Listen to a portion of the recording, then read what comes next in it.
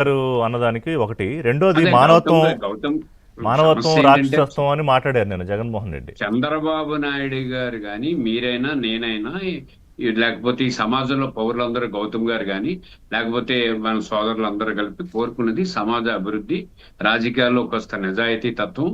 మనం అన్ని రకాలుగా అభివృద్ధి వైపు ఎలా నడవాలన్నది ఇప్పుడు నజీర్ చెప్పింది కూడా అదే.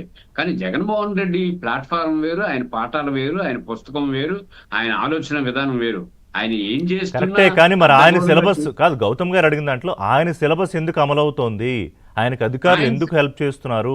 అంటే అధికారులు హెల్ప్ కాదు. ఇప్పుడు ప్రభుత్వం చాలా హుందాగా వ్యవహరిస్తుందండి. ఇక్కడికి వచ్చేటప్పటికి మీరు డే 1 నుంచి చంద్రబాబు నాయుడు గారు వీటిపైనే దృష్టి పెట్టుంటే ఈ రాష్ట్రం అభివృద్ధి ఆగిపోద్ది.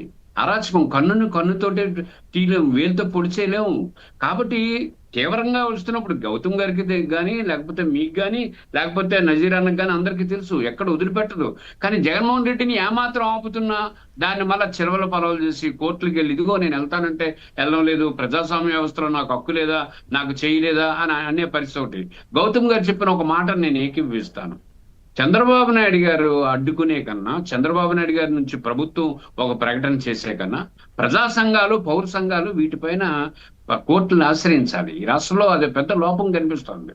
పౌర సంఘాల పాత్ర ఏంటి, ప్రజా సంఘాల పాత్ర ఏంటి?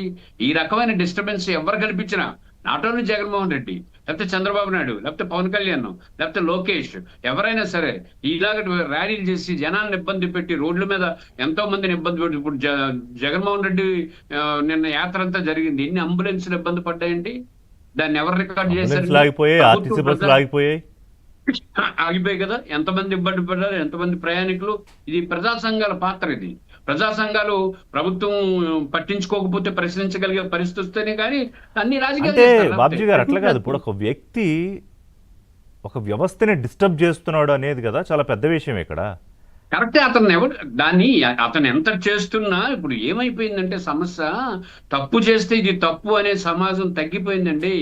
ఇది తప్పు చేస్తే తప్పు అనడం కన్నా పెద్ద బూత్ ఇంకొకటి లేదు. ఇప్పుడు జగన్మోహన్ రెడ్డిని ఎవరు కంట్రోల్ చేస్తారు? పోలీసులు కంట్రోల్ చేయాలి. పోలీసులు కంట్రోల్ చేస్తే నిన్న చూశారు కదా సోదరిమణి మీద ఎలాగ విరుచుకుపడ్డారో. ఎవరికైనా ఎంత ఎంత దారుణం. అసలు మీకు ఇంకోటి తెలుసండి రిషి గారు, మా ఉత్తరాంధ్రలో ఆ రకమైనటువంటి పరిణామాలు ఉండవు, ఆ రకమైన ఆలోచనలు ఉండవు.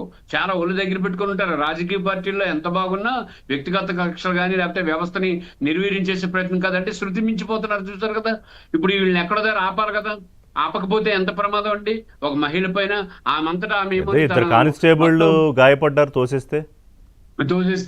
మరి కాబట్టి దీన్ని ప్రభుత్వం నుంచి గ్యారంటీగా గౌతమ్ గారు చెప్పింది, నేను గౌతమ్ గారు చెప్పింది డినై చేయట్లేదు. గౌతమ్ గారు చెప్పిన చేసే పరిస్థితి ప్రభుత్వాలకు లేదు. ఒకవేళ అబౌవ్ ద లైన్ వెళ్ళారనుకోండి, మిగతా పరిపాలనకు అంతటికి కంటగింపుగా అట్లా కాదు. ఇప్పుడే పరిస్థితి ఎలా ఉంటే అట్లా కాదు బాబ్జీ గారు, ఇప్పుడే పరిస్థితి ఎలా ఉంటే ఇప్పుడు ఆయన 2027 నవంబర్ డిసెంబర్ నుంచి పాదయాత్ర చేస్తానని చెప్పాడు కదా. ఇంకా అప్పుడు ఏంటి మరి, అప్పుడు ఎలాంటి సీన్లు చూడాల్సి వస్తుంది రాష్ట్రంలో? గ్యారంటీగా అప్పుడు ప్రభుత్వం కోర్టుని అప్పీల్ కావాలి. జగన్మోహన్ రెడ్డి పాదయాత్ర మాకు అభ్యంతరం లేదు, kindly give a guide lines to the public అని చెప్పేసి గ్యారంటీకి ఇవ్వాల్సిన ఇన్స్ట్రక్షన్స్ ఇవ్వాలని చెప్పి కోర్టుకి ఆ రోజు ప్రభుత్వం వెళ్ళాలి, వెళ్ళి మాట్లాడాలి. ఆ తర్వాత ప్రజలు అర్థం చేసుకుంటారు. ఎవరికైనా బాబ్జీకైనా, రిషికైనా, లేకపోతే మన గౌతమ్ గారికైనా, లేకపోతే ఇంకెవరికైనా సరే ఒకటే కదండి చట్టం. ఇది ఎవరిది ఒకరికి ఇంకోటి కాదు కదా. కాబట్టి గ్యారంటీగా ఆ రోజు డైమెన్షన్స్ తీసుకోవాల్సిందే.